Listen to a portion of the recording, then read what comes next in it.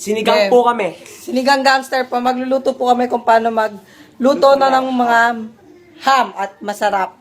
Para makita nyo mga tricks namin. Para pag nakain nyo. May magic, ang kailangan lang po natin, magic sarap, And CDO ham, ketchup, rice. Ano Ito pa ba? po, pinagsama-sama na po namin sa isang ham. Yan. Para makikita May nyo po. magic sarap po. Para Kailangan pag po. kumain po kayo, masarap kayo. Tapos sabihin nyo, wow. Wow. Sarap.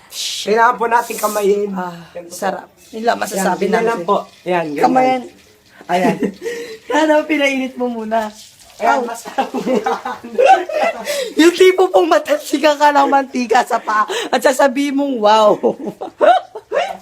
Tanga, isa-isa lang. Ay, siya lang ba? Tanga, tanggalin mo muna, isa-isa lang. Guys, yan pa. Tanga, Ang dami pangit mantika, yan. guys, yan.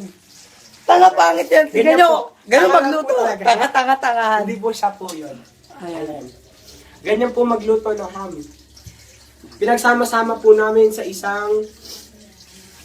Ganun po magluto ang mga sinigang gangster. Ang ham po ay haluan natin ng mga secret ingredients na nanggaling pa po sa pinuntahan namin ng Laguna Bay. Laguna Bay by Mary Holmes Molino for Bacoor, Cavite. Ito po yung mga sangkap na kailangan.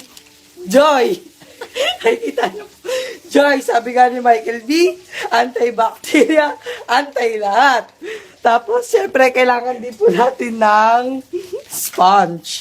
You know, foam. Yeah, ba? Nagluluto na po si Zandre. Ito po, antayin niyo po. Lagyan na natin ng asin. Joy, lagyan na natin ng Joy. Tanga.